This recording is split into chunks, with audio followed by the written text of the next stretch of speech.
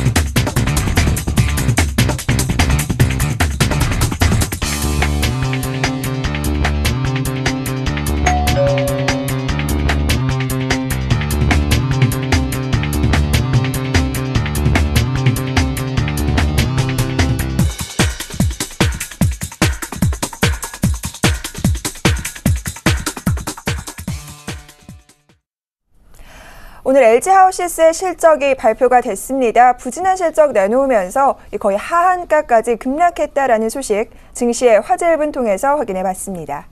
자, 이어서 막상막하 투맨쇼 오늘 함께 하실 두 분 소개해드려야 할 텐데요. 화면 통해서 만나보시죠. 자, 오늘은요, 조민규 멘토님 함께 하십니다. 발로 뛰는 주식 투자의 선두봉이시죠? 자, 이어서 오늘은 포커나인 전문가님 자리하셨습니다. 시장 흐름에 따른 종목 발굴 확실하게 해주신다고 하네요.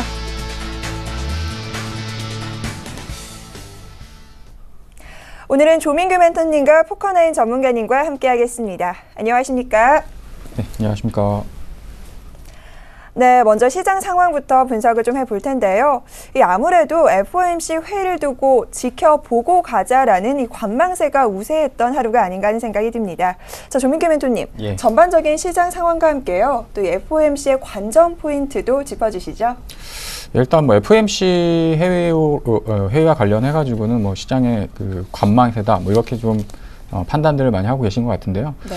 일단 뭐 가장 중요한 부분들은 미국에서 양적 완화에 대한 부분들을 언제 이제 그 종료를 하고 금리 인상에 대한 부분들을 내년 어느 시점으로 이제 그 확답을 좀 지을 것이냐 이런 부분들이 좀 핵심적인 요소가 될 수 있을 거라고 좀 판단을 하고 있는데 중요한 건 뭐냐면 미국이 이제 금리 인상을 빠른 시기에 좀 앞당겨가지고 발표를 한다라고 한다면 사실상 이제 그 전체적인 경기 글로벌한 세계 경기가 좀 지금 둔화되고 있는 형태로 지금 흘러가고 있기 때문에 미국에서도 그렇게 쉽사리 금리 인상에 대한 부분들을 확정적으로 발표하기는 좀 어렵다고 좀 판단을 하고 있고요.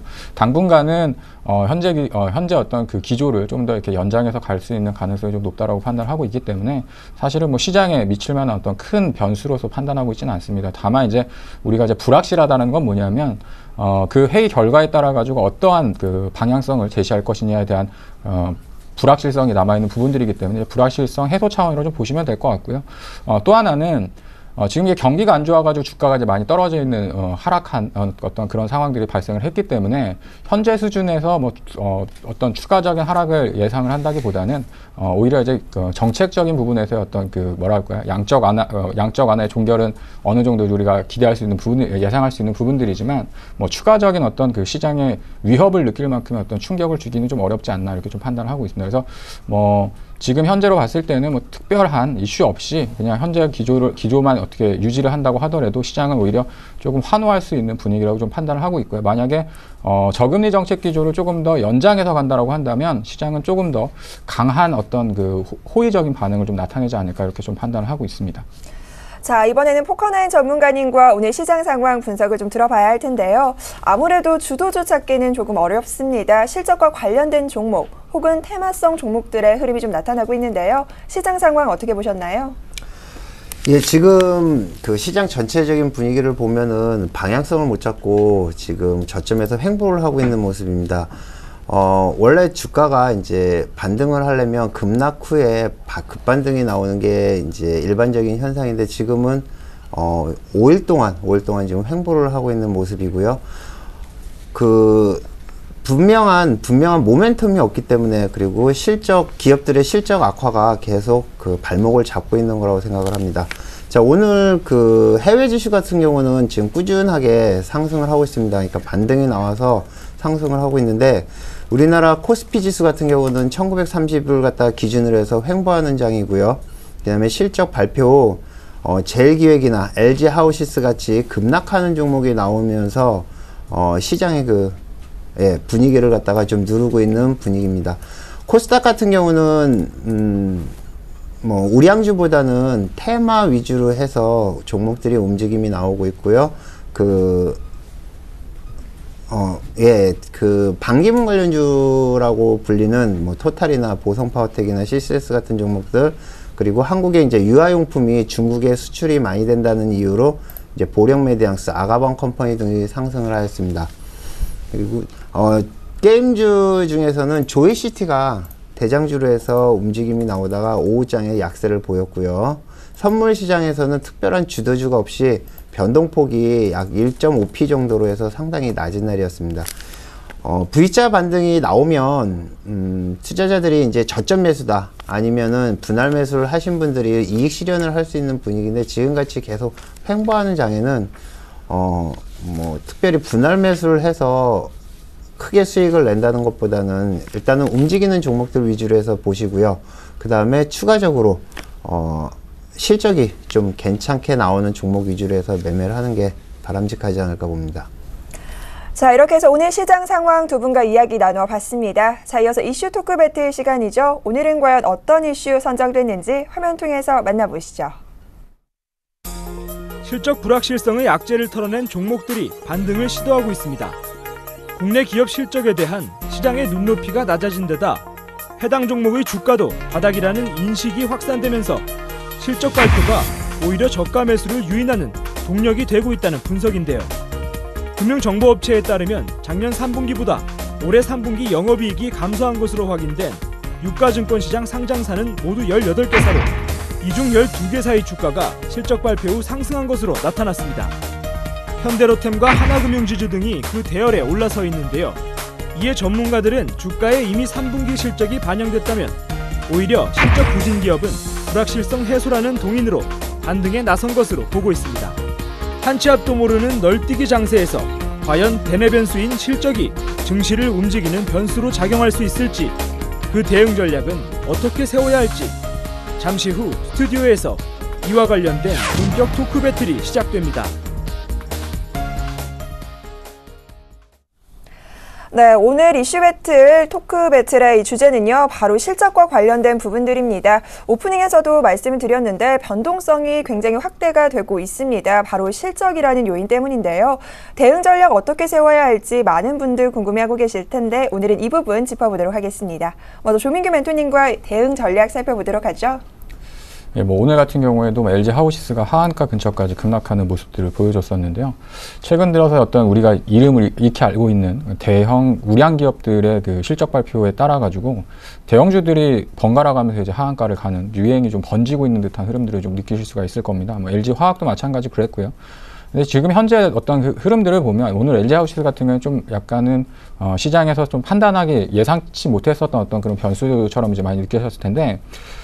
저는 이제 그렇게 생각을 하고 있습니다. 뭐냐면 실적에 대한 기대감이 주가에 지금 반영이 되어 있는 종목들 같은 경우에는 이미 이제 눈높이가 상당히 높아져 있거든요. 그만큼 이제 주가도 상당히 많이 올라가져 있습니다. 근데 기대했던 시장의 예상치보다 많이 안 좋다라는 얘기는 어찌됐든 이제 충격적으로 이제 다가올 수 있는 부분들이 있을 수 있는 거죠. 그래서 사실상 주가가 계속해가지고 고공행진을 해 나가다가 실적이 한 분기 정도 이제 흔히 얘기하는 말씀대로 이제 말씀을 드리면 이제 실적이 좀 부러졌다라고 표현을 드리는데 실적이 이제 궁극적으로 계속 성장의 가도를 보여주다가 한 분기 정도 이렇게 주춤하는 모습들을 보여주게 되면 기대감이 이제 반대로 쇼크로 이제 발생을 하는 부분들이 생길 수 있다라는 거죠. 그래서 그런 부분들은 항상 어느 시장에서나 존재할 수 있는 부분들이 있을 수 있습니다. 그래서 제가 항상 강조드리는 게 실적 대비해서 주가가 저평가되어 있느냐를 먼저 판단을 하시고 그 다음에 기업에 대한 가치를 기준으로 했을 때 이 기업이 적정한 기준 가치 내에서 지금 움직이고 있다 한다면 실적 대비해서 저평가의 어떤 모멘텀을 가지고 주가가 상승할 수 있겠지만 실적은 이미 뭐 2년치, 3년치를 앞서 땡겨가지고 현재 주가 지금 반영을 시켜놓은 상태라고 한다면 이미 주가는 상당히 고평가 영역에 있는 거거든요. 그래서 실적이 계속 해가지고 좋아져야지만 주가가 상승할 수 있는데 그렇지 못한 경우에는 반대로 이제 급락이 나타날 수 있는 가능성이 있습니다. 근데 최근의 흐름들을 보면 LG화학 같은 경우는 바닥권에 있다고 생각을 했었지만 주가가 이제 한 번 더 아래쪽으로 이제 하락하는 모습들을 보였었는데 지난번에 말씀드렸던 것처럼 LG화학의 기본적인 내재 가치보다는 상당히 좀 높은 가치를 좀 유지하고 있었던 흐름들이 있었기 때문에 실적이 전반적으로 이제 뒷받침이 안 되는 흐름이라고 한다면 한 번 더 밑으로 내려앉았다가 다시 실적이 좋아지는 모습들을 보면서 이제 돌아 나가는 모습들을 볼 수 있습니다. 근데 앞서서 이제 그 화면에서 그 말씀하셨던 성우님의 그 얘기가 좀 똑같은 뭐라고 그럴까요? 정답을 말씀해 주셨는데 3분기 실적이 안 좋은 기업들 같은 경우는 사실 우리가 생각하는 것 예상으로 주가가 지금 많이 하락을 했고요. 그런데 이제 실적을 발표하고 나니까 오히려 이제 불확실성에 대한 해소라는 어떤 그런 부분들 때문에 주가가 이제 다시 상승세로 바닥권에서 좀 반등하는 모습들을 좀 보여주고 있죠. 그 이유는 뭐냐면 사실상 주식시장에서 가장 무서운 게 불확실성입니다. 앞으로 어떻게 될지 모르는 것들 때문에 사실 주가가 이제 하락을 하는데 지금 3분기까지 계속해가지고 삼성전자부터 시작을 해서 삼성전자 실적이 1분기, 그 다음에 실적 발표율이 다가오면 다가올수록 계속해가지고 실적 예상치가 줄어드는 모습들을 보였었거든요. 그러면서 실질적으로는 충격적인 실적을 한번 발표를 했습니다. 그래서 시장에 지금 전반적으로 실적 발표에 대한 어떤 불확실성, 그다음에 심리적인 위축감이 남아있는 상황에서 그런 부분들이 주가의 이제 하락을 이끌었다고 한다면 오히려 이제 실적을 뚜껑을 열어보니까 안 좋은 거는 이미 알고 있었다. 그리고 주가도 어느 정도 그만큼 반영이 됐다라는 어떤 시장 심리가 팽배해지면서 이제부터는 3분기 실적에 대한 우려감보다는 이제 앞으로 개선될 수 있는 4분기에 대한 기대감, 그다음에 내년 정도부터는 조금씩 나아지지 않겠느냐 이런 수준으로 본다고 한다면 지금 현재 나타나는 어떤 그 실적 발표 후의 반등은 단기적인 기술적 반등이 아니라 시장이 어떻게 보면 중기적인 흐름에서 시장을 조금 더 좀 긍정적으로 바꿀 수 있는 그런 어느 저점의 신호들이 좀 나타나고 있지 않나 이렇게 좀 판단을 하고 있고요. 또 하나는 앞서서 그 포커나이 전문가님께서도 그런 말씀을 하셨었는데 코스피 지수가 계속해가지고 오르락 내리락 하면서 뭐 1940, 1920포인트 내에서 지금 박스권에서 이렇게 계속 움직여지고 있습니다. 그 이유는 뭐냐면 올라갈 수 있는 모멘텀도 없지만 하락으로 이끌 만큼의 어떤 특별한 악재도 지금은 시장에 사실 많지 않다라는 얘기죠. 그래서 어느 정도는 이제 바닥권은 왔는데 우리가 이제 V자 반등으로 가지 못하는 이유는 상승을 이끌 만한 모멘텀이 지금 부재한 상황은 맞고요. 하지만 가치적으로 봤을 때 상당히 싼 종목들이 지금 존재하고 있고 또 하나는 시간이 지나면서 지금 현재 어떤 박스권 장세가 조금씩 개선되는 어떤 지표들이 발생을 할 걸로 예상을 하고 있고요. 네, 그런데 더 중요한 건 뭐냐면 지수보다는 종목이 저점을 먼저 잡고 올라오게 돼 있습니다. 그래서 지수는 지금 박스권에 있지만 저점을 먼저 잡고 종목군들이 바닥권에서 지금 올라오고 있는 상승세로 좀 추세적인 전환을 하고 있는 종목군들은 지수가 다시 한번 한 1950선 이상으로 올라갔을 때 확실하게 좀 주도주 선상으로 나타날 수 있을 가능성이 높다라고 판단을 하고 있고요. 그래서 지금 현재는 단기간엔 박스지만 앞으로 봤을 때 제가 지난번에도 내년 한 1분기 정도 시즌이 됐을 때는 우리나라 지수가 다시 한번 조금 더 높은 위치에 있지 않겠느냐라는 이런 기대와 희망을 좀 말씀을 드렸었는데 충분히 저는 그럴 가능성이 있다고 보고 지금 현재 시점이라고 한다면 실적에 대한 불확실성이 해소되고 바닥이 어느 정도 잡힌 종목군들 쪽으로는 좀 긴 관점으로 저가 매수 새로 좀 접근을 하셔도 무방하다 이렇게 말씀드리도록 하겠습니다. 네, 현재 실적이 발표된 종목들 살펴보면요. 아무래도 불확실성 해소에 따른 상승 쪽으로 방향을 잡는 종목들도 있고요. 또 어느 정도 실적에 대한 기대감이 반영되면서 오히려 밀려 내려가는 종목들도 있는데요. 무엇보다 중요한 건 앞으로 실적이 나올 종목에 관한 대응 전략이 아닐까 싶습니다. 저희가 앞으로 이번 주에는 어떤 종목들의 실적 발표가 준비되어 있는지 먼저 확인시켜드리고 이야기 조금 더 자세하게 나눠보겠습니다. 자, 먼저 29일 내일 수요일에는요. SK텔레콤과 LG이노텍, 한전기술과 두산중공업, 대한해운이 준비하고 있습니다. 자, 30일 목요일 살펴보도록 하죠. 목요일에는 네이버와 삼성 SDI, 삼성전기와 한진해운 준비가 돼 있고요. 31일 금요일장입니다. 금요일장에서는 삼성화재와 SKCNC, 현대중공업과 삼성카드, 현대미포조선과 CJ제일제당이 준비되어 있습니다. 자, 이번에는요, 저희가 앞서서 실적이 발표될 종목들을 살펴봤는데 이에 대한 대응 전략 조금씩 챙겨볼까 합니다. 먼저 어떤 전문가님께 여쭤보는 게 좋을까요? 어떤 분께서 먼저 대답해 보실래요? 예, 제가 했으니까 포커나임 전문가님 이번에 해주시죠. 앞으로 실적 나올 종목이요? 지금 나온 종목들이 아까 말씀하셨듯이 이제 좀 굵직굵직한 종목들이 다 이미 나와 있는 거고 통신주나 제가 이제 그 4분기 실적이 좀 우수한 종목을 갖다가 몇 종목을 좀 뽑아온 게 있는데 거기에 보면은 그 SK텔레콤도 들어가 있고 KT도 들어가 있고 LG텔레콤 그 다음에 한국전력 같은 종목들이 들어가 있습니다. 그래서 지금 실적이 나올 예상 종목 중에서 보면 SK텔레콤이나 LG이노텍 이 두 종목은 통신주로 해서 SK텔레콤 같은 경우는 단통법의 실행으로 실적이 좋아질 거란 얘기가 계속 나오고 있고요. 그 다음에 LG이노텍 같은 경우는 얘기가 나온 것처럼 아이폰 6 관련한 종목으로 해서 많이 이제 실적이 좋을 거란 예상이 있습니다. 그 다음에 나머지는 잘 모르겠고요. 네이버 같은 경우는 라인의 실적이 계속 좋아지고 있고 일본 쪽에서 라인의 인기가 계속 높아지면서 실적이 계속 좋아지고 있다는 얘기를 들었고요. 그 다음에 현대중공업은 오늘 어닝 쇼크가 나올 거라는 그 정보를 좀 받아가지고 주가가 빠지는 거를 봤거든요. 그래서 제가 봤을 때는 삼성 관련한 그룹주들은 아무래도 삼성전자랑 연동이 되기 때문에 조금 안 좋지 않을까 하는 게 제 생각이고요. 그 다음에 통신 쪽 그쪽은 괜찮지 않을까 하는 게 제 생각입니다.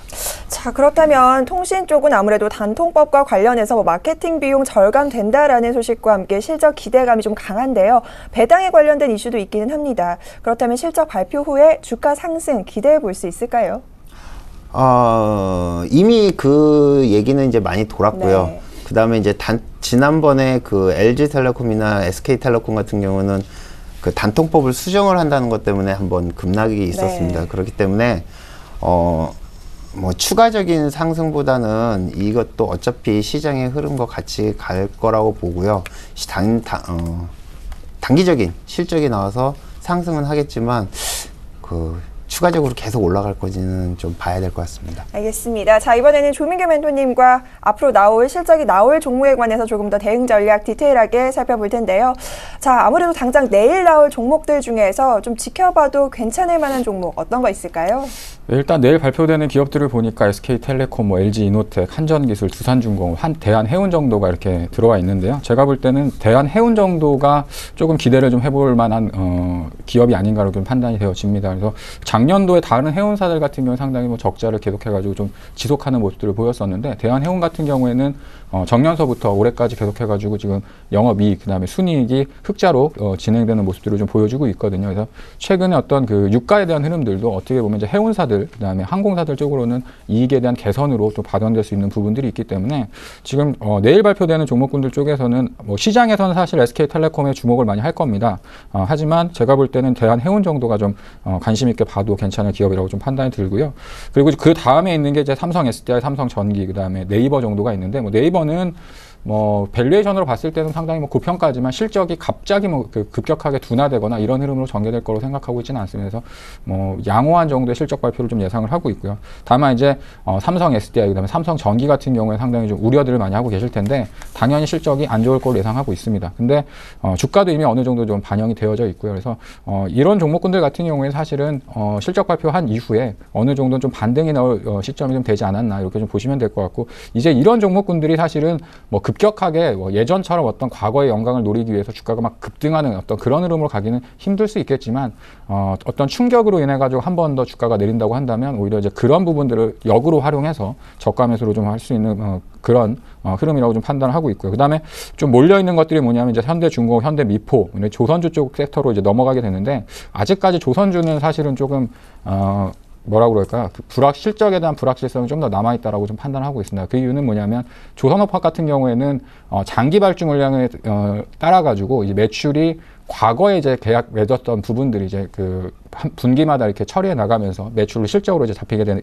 되어지는데 지금 이제 중공업이라던가 이제 플랜트, 해외 플랜트 쪽과 이제 관련된 기업들이 상당히 좀 주가라던가 이런 부분이 안 좋았던 건 뭐냐면 과거에 이제 환율이 높은 시절에 이제 수주를 받아가지고 이제 계약을 맺었다가 지금 현재 같은 경우에 오늘 같은 경우에 1,050원 정도가 다시 이탈하는 모습을 보였었는데 이 기조가 당분간은 쉽게 바뀌어 나가기가 좀 힘들다라는 얘기죠. 그래서 기존에 있었던 선 주문 발주 받았었던 물량들을 어느 정도 해소되기 전까지는 조선주는 조금 실적에 대한 우려감이 좀 더 남아있는 흐름들이 전개되지 않을까 좀 판단되어집니다.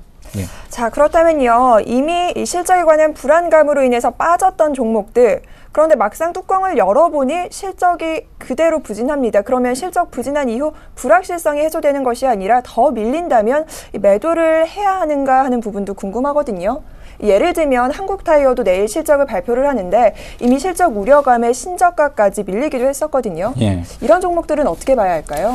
그러니까 지금 현재 같은 경우에 시장을 보실 때 이렇게 판단을 좀 하셔야 될 것 같아요. 그러니까 뭐냐면 실적이 안 좋아가 주가가 내려왔는데 이게 내려온 부분들이 기업 가치를 훼손하는 수준까지 주가가 하락을 했느냐. 그러니까 지난번에 LG화학 같은 경우도 실적 발표 이후에 주가가 하락한 건 어느 정도 좀 용인될 수 있는 부분이라고 말씀을 드렸었죠. 근데 지금 PBR로 흔히 얘기하는 기업가치 기준점이라고 볼 수 있는 PBR로 1배수 정도로 이제 하회하는 수준까지 있는 종목군들은 한 번 더 이제 밀린다고 한다면 조금 더 이제 저가 매수 관점으로 접근하셔도 되겠지만 PBR이 1배수 이상, 1.5배수라던가 2배수 이상에 있는 종목군들이 실적이 안 좋았다. 그 얘기는 뭐냐면 본질적인 기업 가치를 찾아가기 위해서 주가가 내려올 수 있다라는 가정을 하셔야 됩니다. 그래서 단순히 주가가 고점에서부터 많이 떨어졌기 때문에 하락을 많이 했기 때문에 이 기업이 주가가 많이 싸구나 이 부분을 보실 게 아니라 이 실적 때문에 주가가 한번 추가적인 하락을 보여준다고 하더라도 기업 가치 대비해서 현격하게 좀 낮은 주가 위치를 하고 있다고 한다면 사실상 어느 정도 실적에 대한 부분들이 주가에 이제 반영이 됐다고 볼 수가 있을 텐데 아직 그 부분이 반영되지 않았다고 하는 얘기는 실적 발표 이후에도 주가가 좀 더 내려올 수 있는 가능성이 있기 때문에 그 기업에 대한 가치를 먼저 좀 확인하신 다음에 좀 접근하시는 게 바람직할 것 같고요. 그런 부분들을 통해 가지고 여러분 방송을 보시는 시청자분이나 개인 투자자분들께서 항상 주의하셔야 되는 부분들이 그런 겁니다. 그러니까 똑같은 방법이나 룰을 적용할 때 단순히 실적 발표했으니까 다른 기업들도 실적 발표 후에 다시 올라가더라 이렇게 적용시킬 수는 없다라는 얘기죠. 그래서 분명히 이 주식이라는 건 정확하게 어떤 기업적인 분석, 그다음에 가치에 대한 평가 이런 부분들을 어느 정도 선행해 놓으시고 그 다음에 주가가 얼마만큼 하락했는지 이런 부분들을 좀 병행해서 이제 보셔야지만 안정적인 좀 투자가 가능하지 않을까 이렇게 말씀드리도록 하겠습니다. 네, 이 기업 가치 이런 부분도 역시나 빼놓고 가서는 안 될 것 같습니다. 자, 이번에는 LG 하우시스 이야기를 조금 더 자세하게 해볼까 합니다. 오늘 실적 부진에 하한가까지 밀리기도 했는데요. 과연 이 종목 들고 계신 분들은 어떻게 손을 써야 할지 굉장히 답답하실 것 같습니다. 이번에는 포커나인 전문가님 또 차트 굉장히 잘 보시잖아요. 네. LG 하우시스 차트 보면서 이야기 좀 나눠볼까요? 네, 잠시만요. 네. 자, 이 LG 하우시스가요, 밀려도 너무 밀렸어요. 하한가. 오늘 깜짝 놀랐습니다. 네. 예. 지금 그 차트의 흐름을 가만히 보시면은요, 이 라인을 지켜야 되는 18만 원대를 갖다가 이 종목이 지킬 거라고 많은 분들이 생각을 하고 있었습니다. 근데 실적이 나오면서 아침에 마이너스로 시작을 했거든요. 그래서 지금 LG 하우시스 같은 경우는 마이너스 10%. 아마 그때 이전에 현대로템의 그 흐름을 보시고 아 이거는 반등이다, 저점에서 올라올 거다라고 생각을 해서 매수를 하셨던 분들은 진짜 깜짝 놀라셨을 겁니다. 근데 지금 이 매도세의 주인공은 기관과 외인입니다. 그 물량을 지금 다 개인이 받아 있는 상태인데, 이전에 그 급락을 한 종목 중에 제일기획이라고 있는데 제일기획이 지금 3일째 못 올라오고 있습니다. 그래서 LG 하우시스라는 종목이 그 단순히 실적이 안 좋아서 떨어졌다는 것보다는 실적이 안 좋은 거를 빌미로 해서 기관과 외인의 매도세, 그러니까 물량 넘기기가 아닌가, 거기다가 추가적으로 공매도까지 아마 들어오지 않았나, 저는 그렇게 보고 있는데, 이렇게 대량 거래, 지금 약 60만 주 정도 거래가 터졌는데, 이 상태에서 그 추세를 돌려서 다시 상승으로 돌리기까지는 조금 시간이 필요할 것 같고요. 추가적으로 조금 더 빠질 것 같다는 느낌이 들고 있습니다. 그럼 제일기획 흐름은 좀 어떤가요? 제일기획도 차트 좀 보죠. 네, 제일기획 같은 경우도 오늘 살짝 반등이 나오는 것 같았는데 네. 다시 빠졌거든요. 잠시만요. 네. 참, 이 제일기획도 언제쯤 올라와줄까? 오늘은 반등세를 좀 이어가지 않을까 했는데. 네, 오늘 아침에는 살짝 올라오는 느낌이 있었습니다. 네. 그 너무 갭으로 하락을 해가지고 그 아침에 이제 양봉을 살짝 만들면서 올라올 때 많은 분들이 또 이거는 저점이다. 그러니까 우량주가 여태까지 이렇게 급락을 하던 때가 생각보다 많지가 않았습니다. 그렇기 때문에 개인 투자자 입장에서는 여기서 이제 반등을 하면 저점이다라고 생각을 해가지고 매수를 들어가겠지만, 그거 역시 오늘도 실패를 하고 그 물량들이 대부분 기관과 외인들에서 물량이 나왔습니다. 그 물량이 이제 개인이 받은 상태인데, 이 지금 전체적인 추세를 보면 주봉 같은 경우도 흐름을 보시면은 너무 아일랜드 갭이라 그러니까 이렇게 너무 급락을 하고 그 추세 자체가 너무 많이 떨어져 가지고 이게 상승을 하려면 좀 많이 횡보를 하지 않을까, 저는 그렇게 보고 있고요. 보통 일반적으로 주가 자체가 V자로 올라오는 경우가 있습니다. 급락을 했다가 그 매수세를 받고 급등을 하는 경우가 있는데, 제일기획도 조금 어렵지 않을까 보고 있고요. 이게 올라오려면 아무래도 그 3분기가 이제 실적이 나왔으니까 4분기 정도에 올라오지 않을까, 그렇게 봅니다. 자, 이 매수와 매도 타이밍 잡기가 참으로 어려운 시장입니다. 자, 그렇다면 조민규 멘토님, 네. 마지막으로 대응 전략 좀 깔끔하게 한마디로 정리를 좀 해주시죠. 네, 앞서서 LG 하우시스를 말씀하셨었는데 네. 극명하게 좀 차이 나는 부분들을 차트를 통해 가지고 한 번만 좀 말씀을 드리도록 네. 하겠습니다. 지금 화면을 보시면요. LG 하우시스의 주가 흐름입니다. LG 하우시스 같은 경우에는 2012년 6월 달부터 2012년 한 6월 달이었으니까 5만 원, 6만 원 정도 했던 주식이 22만 원대까지 급격하게 계속해가지고 지속적인 상승을 보였었거든요.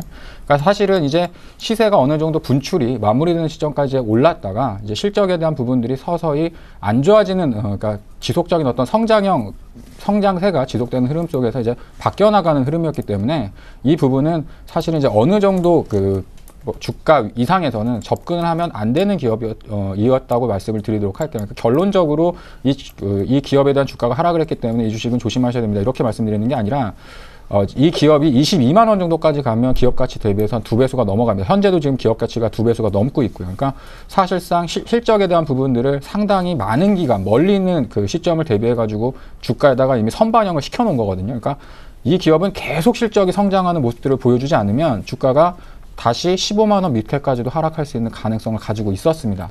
두 번째는 현대차를 한번 보실까요? 현대차 같은 경우가 이제 실적 발표 이후에 상당히 좀 급격하게 어떤 급반등을 나타내는 모습들을 보였었는데, 현대차 같은 경우에 단기간에 뭐 한전 그 부지 인수와 함께 어떤 그 이슈적인 쇼크로 인해 가지고 주가가 하락을 했죠. 16만 원이 깨지니까 바로 이제 저가 매수가 나타나면서 그 다음에 이제 실적 발표 이후에 급격하게 좀 돌아서는 모습을 보였습니다. 근데 현대차 같은 경우에는 어찌 됐든 연간 평균적으로 한 5조 이상의 그 수익을 내고 있는 회사입니다. 근데 현대 그 시가총액으로 보면 지금 40조가 안 되거든요.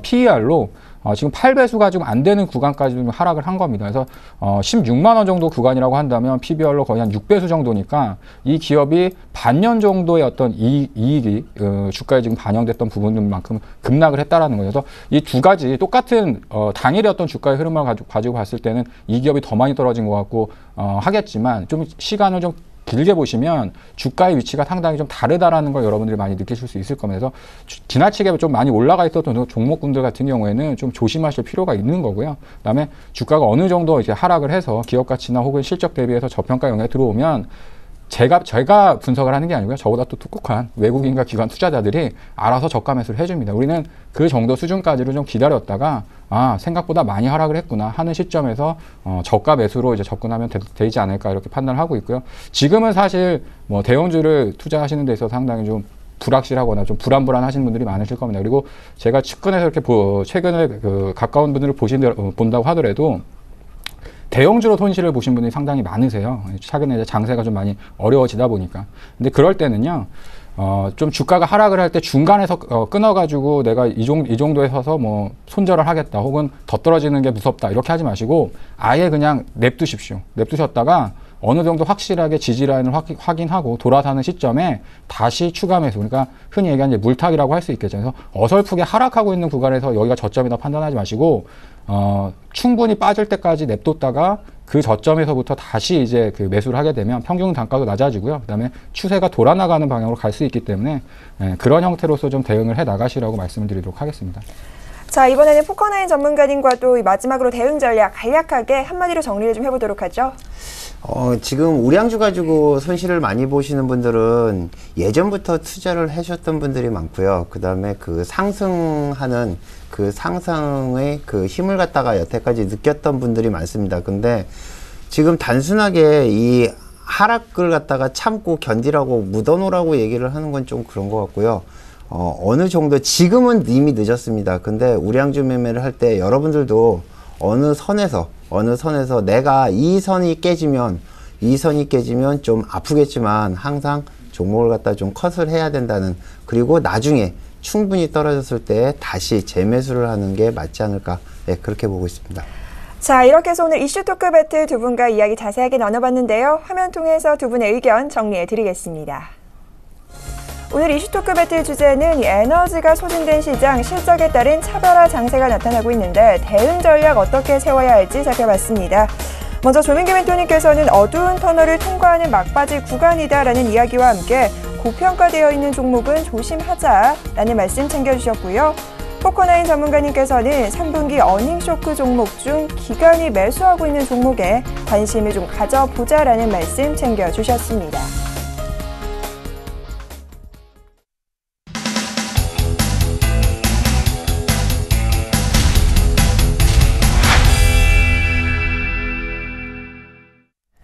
막상막하 투맨쇼 시즌2 오늘의 출연자 포트폴리오 수익률 확인해 보도록 하겠습니다. 먼저 조민규 멘토의 포트입니다. 유니테스트가 정말 끝없는 상승세를 보여주고 있네요.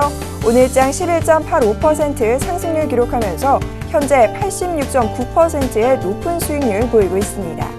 자, 여기에 이 여세를 몰아서 목표가를 6,160원으로 한 번 더 상향 조정해 주셨으니까요. 내일장 전략에 착오 없으시길 바라겠습니다. 자, 이번에는 포커나인 전문가의 포트 확인해 봅니다. 오늘장 유비벨록스가 1.07% 상승률 보였습니다. 현재 포트에는 16.4% 수익률 기록하고 있고요. 두 종목 모두 보유 의견 주셨습니다. 이번에는 수익률 베스트입니다. 먼저 정재훈 멘토의 한전산업이 24.6%, 이관익 멘토의 신원이 20.1%, 이어서 이관익 멘토가 4위에도 자리하고 있네요. 한국토지신탁이 16.8% 수익률 기록하고 있고요. 5위에는 포커나인 전문가님이 16.4%의 유비벨록스가 기록되어 있습니다. 자, 그렇다면 오늘장 투맨쇼 시즌2의 수익률 베스트 1위, 과연 누가 차지했을까요? 역시나 오늘도 조민규 멘토님이 자리하고 계십니다. 86.9%의 수익률 기록하면서 1위 자리 당당하게 지켜내고 계시네요. 자, 이번에는 누적 수익률 베스트 확인해 보겠습니다. 1위는 조민규 멘토님입니다. 누적 수익률 100% 돌파를 했습니다. 100.6% 수익률로 1위 자리 당당히 지켜내고 있고요. 나날이 발전하는 조민규 멘토님 다시 한번 축하드립니다. 자, 2위에는 정재훈 멘토가 40.9%, 3위에는 브레인 전문가가 31.5%의 누적 수익률 기록하고 있네요.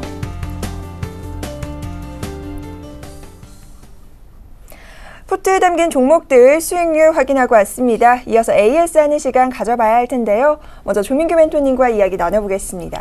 자, 멘토님 먼저 축하드린다는 이야기부터 좀 하고 갈게요. 누적 수익률 100% 돌파했습니다. 한턱 쏘셔야 되는 거 아닐까요? 네, 뭘로 드시겠습니까? 한턱 쏘시는 건가요? 저희 기대를 좀 해보고요. 예. 일단 AS 종목 이야기부터 좀 나눠보죠. 예, 일단 뭐 유니테스트가 상당히 좀 가파른 상승세를 연속해가지고 이어나가고 있습니다. 방송에서 계속 말씀드렸던 것처럼 뭐 지금 현재 언제까지 주가가 좀 올라갈지는 추세가 꺾인 다음에는 이제 확인될 수 있을 것 같은데요. 일단 차트를 보시면서 현재 그 유니테스트에 대한 부분들하고 대응 전략에 대해서 좀 말씀을 드리도록 하겠습니다. 네.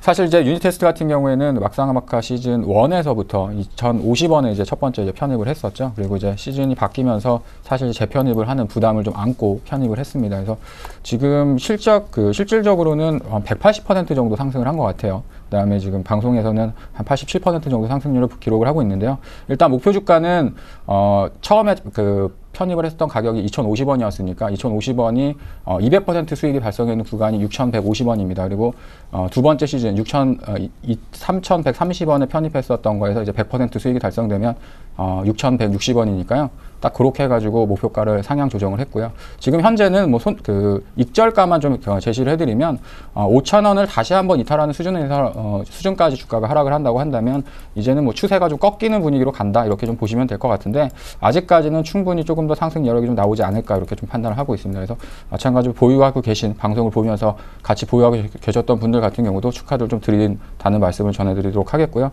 뭐 다른 종목들 같은 경우에는 아직 뭐 미미한 흐름입니다. 그래서 지난번에 광동제약을 편입을 했었는데 단기간에 조금 올라오는 흐름들을 보여줬기 때문에 광동제약부터 좀 말씀을 드리도록 하겠습니다. 네. 사실 그때 같이 오셨던 포커나인 전문가께서 광동제약이 뭐 급등을 하지 않을 것 같다라고 말씀을 하셨었는데 급등을 했습니다.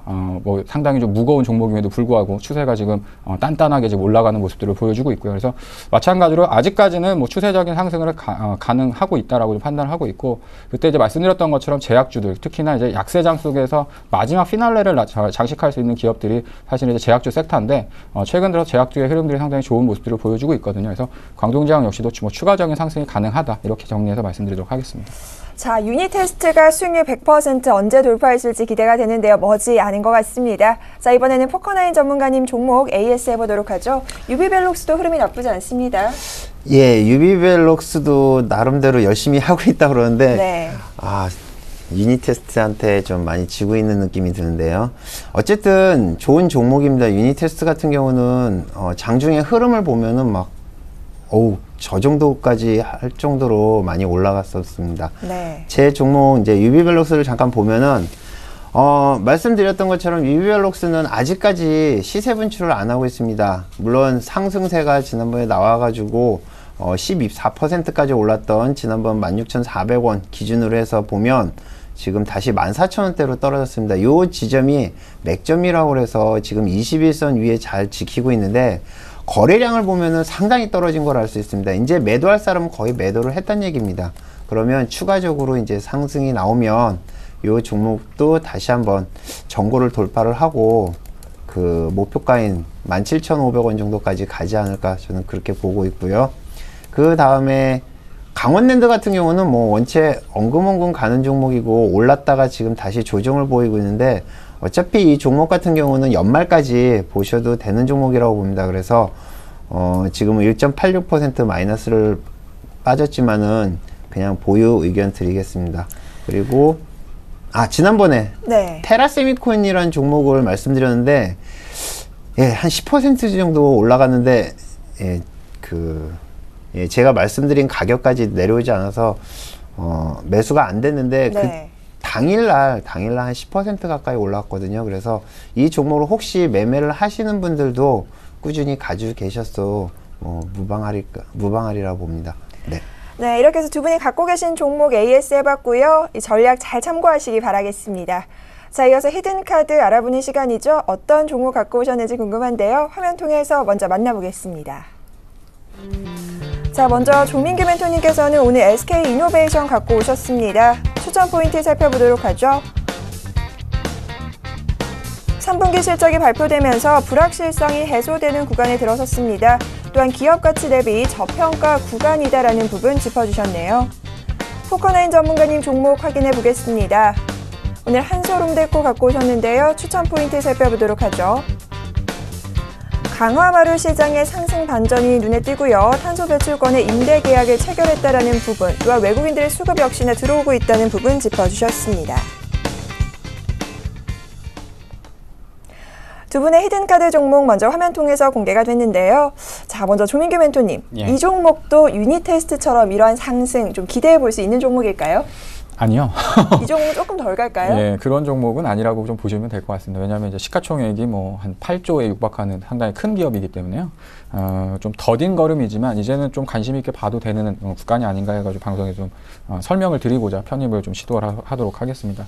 일단 시간이 없으니까요. 준비된 자료 화면 보면서 한 가지 좀 설명해드리도록 할 텐데요. SK이노베이션 같은 경우 잘 아시는 기업일 거라고 생각이 듭니다. 뭐 정유, 그 다음에 화학, 그 다음에 이제 윤활유를 통해 가지고 사업을 영위하고 있는 기업이고요. 뭐 우리나라에서 운전하시는 분들, 그 다음에 운전을 하지 않더라도 SK이노베이션 하면 충분히 다들 익히 아는 기업이라고 생각이 되어집니다. 특히 이제 오늘 이제 실적 발표를 했는데요. 사실은 이제 실적이 시장의 기대치보다는 상당히 좀 양호하게 발표를 했습니다. 물론 전년 동기에 대비해서 80% 넘게 어떤 그 영업이익이 급감하는 모습을 보였었지만 어찌됐든 간에 시장은 적자를 낼 것으로 상당히 큰 폭의 적자를 낼 것으로 예상을 했었는데 흑자 기조는 유지하는 모습도 좀 보였습니다. 그래서 매출액 같은 경우도 전년 대비해가지고는 계속해가지고 증가를 하고 있는 모습들을 보여주고 있고요. 근데 올해 들어서는 이제 16조 정도의 매출을 넘어선 이후에 계속해가지고 조금씩 줄어드는 모습들을 보여주고 있죠. 그래서 사실은 이런 부분들은 어느 정도 주가에 좀 선반영됐다라고 좀 판단을 하고 있고요. 가장 중요한 게 이제 영업이익인데요. 지금 이제 작년도 같은 경우에는 한 3,100억 정도, 3,200억 가까운 영업이익을 냈다가 올해 같은 3분기 때 600억 정도로 상당히 급감하는 모습을 보였습니다. 근데 앞에서 보이시는 그 2분기 때도 상당히 한 500억 정도 영업 적자를 냈었거든요. 일단 가장 중요한 부분들은 2분기보다 영업단에 있어서는 어찌됐든 3분기가 흑자로 돌아섰다는 게 상당히 고무적이다 이렇게 좀 보시면 될 것 같고, 다른 정유 기업들에 비해서 다른 쪽 뭐 윤활유 사업이라든가 화학 사업에 대한 부분들이 상당히 좀 긍정적으로 좀 작용을 했다라고 좀 판단을 하고 있습니다. 그래서 지금 이제 작년 4분기에 대한 실적이 적자였기 때문에 흑자 기조로 진행이 된다고 한다면 4분기까지 어찌됐든 전년 대비해서는 턴어라운드, 그래서 흑자 전환한 부분들이 연속적으로 좀 발생할 수 있는 흐름들이 있겠고요. 계속해가지고 뭐 2분기, 그다음에 3분기 실적이 안 좋은 흐름들이 연속됐기 때문에 내년 1분기 정도만 어느 정도 피해간다라고 한다면 3분기, 4분기, 그러니까 올해와 반대로 기저적인 효과를 기대할 수 있는 흐름이 아닌가 이렇게 좀 판단하고 있습니다. 두 번째, 다음 화면은요. 최근에 이제 유가에 대한 얘기들이 상당히 많이 하고 있죠. 그래서 유가가 계속해가지고 하락을 하고 80달러가 뭐 깨지니 많이 이런 것들을 상당히 많이 예측을 하고 있는데, 그 밑에 보시면 이제 정제 마진입니다. 가장 중요한 건 유가에 대한 부분도 유가에 대한 부분이지만 기름을 정제해가지고 얼마큼 많은 이익을 남겨놓느냐, 이것들이 상당히 중요한데요.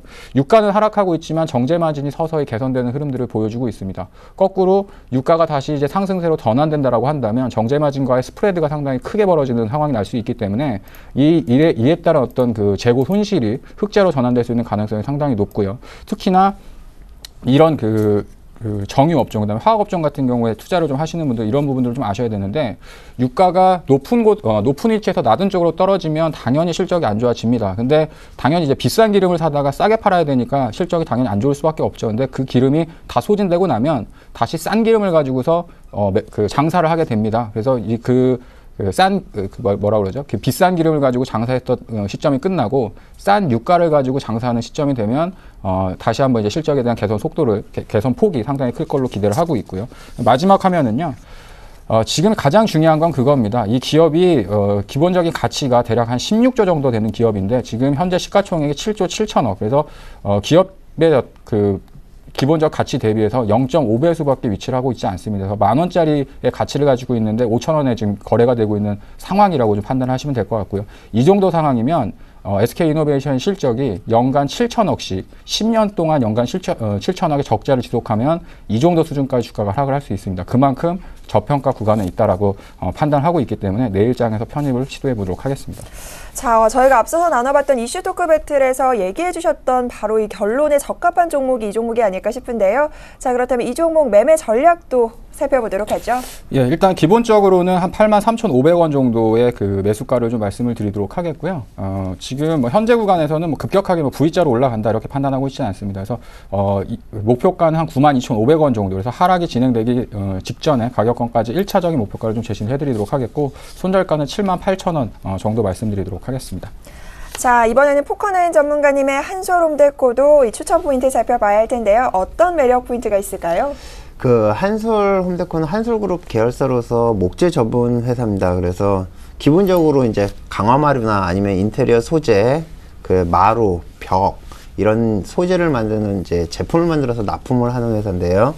매출 구조를 보면 약 70% 정도를 갖다가 이제 그 목재 쪽에서 내고 특히 강화마루 쪽에서 상당히 매출을 많이 내고 있습니다. 그래서 그 강화마루 같은 경우는 지금 2012년서부터 상승 턴을 하기 시작해가지고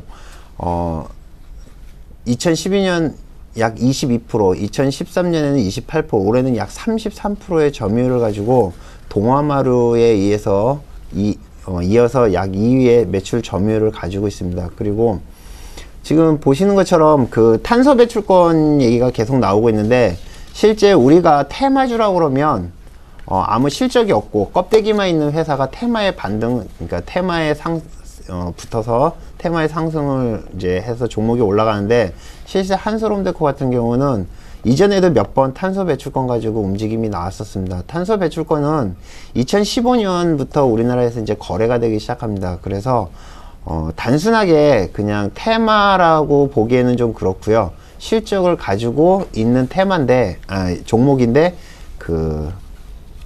탄소 배출권이라는 테마에 같이 엮여서 이번에 한번 올라가지 않을까. 저도 조민규 멘토님의 그 유니테스트 같은 종목을 한번 될 것 같아서 한번 편입을 해 봤습니다. 그리고 특히 오늘 한 33만 주의 외국인들이 들어왔고 꾸준하게 10월 달에 한 100만 주 정도의 외인 매수가 들어왔습니다. 물론 아주 많은 건 아니지만 지금 이런 장에서 외인들이 관심을 갖는다고 그러면 추가적인 상승을 기대해 봐도 되지 않을까 봅니다. 네, 이번에 매매 전략 이어서 살펴보도록 하죠. 매수가는 지금 오늘 너무 낮게 잡으면 안 잡히더라고요. 그래서 네. 오늘 중간 가격은 약 2,000원 정도 보고요. 그 다음에 목표가는 전고 2,500원 전저로 해서 2,450원 정도, 손절가는 최근에 떨어졌던 최저점인 1,810원을 제시해 드리겠습니다. 자, 이렇게 해서 두 분의 종목 추천 히든카드 들어봤는데요. 화면 통해서 정리해 드리겠습니다. 자, 먼저 조민규 멘토님의 종목 SK이노베이션이죠. 추천 포인트, 오늘 3분기 실적 발표가 됐습니다. 흑자 전환했고요. 불확실성 해소됐다라는 부분, 또한 기업 가치 대비 저평가 구간이라는 부분 매력 포인트로 잡을 수 있겠네요.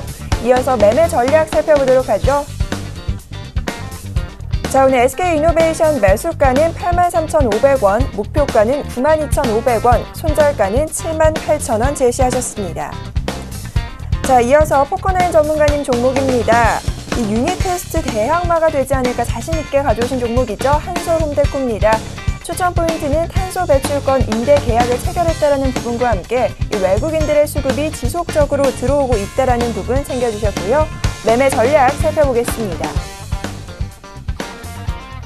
매수가가 2,000원, 목표가는 2,450원, 손절가는 1,810원 제시하셨습니다.